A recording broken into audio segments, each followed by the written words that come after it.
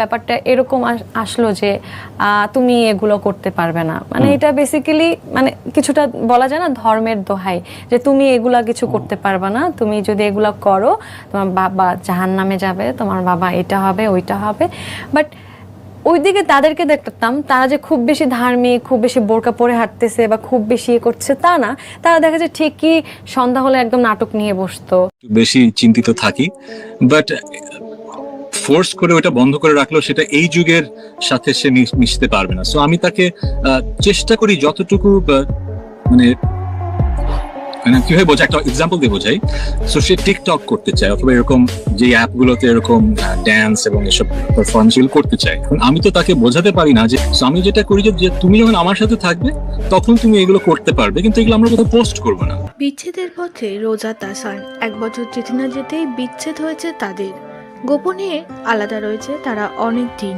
অবশেষে একটি নিউজ চ্যানেলকে সবটাই জানিয়েছে তাসান। জানিয়েছে রোজাকে অনেক কিছুই বারণ করেছিলাম, তবে রোজা সেগুলো শোনে না।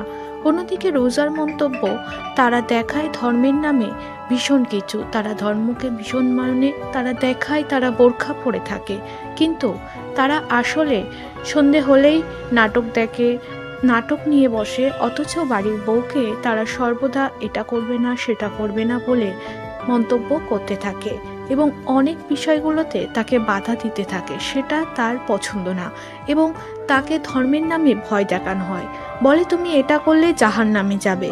এমনভাবেই নাকি তাসানের বাবা মা রোজার সঙ্গে প্রতিনিয়ত চালাকিবাজি করে। অবশেষে সবটা সহ্য করতে না পেরে নিজের মতো করে আলাদাভাবে সে তার কাজ নিয়ে ব্যস্ত থাকে। ওদিকে তাসান আলাদা থাকে।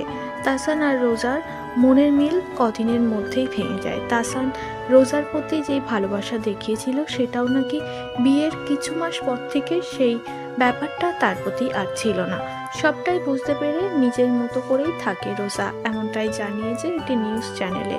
তার ডিভোর্সের আসল কারণ হিসাবে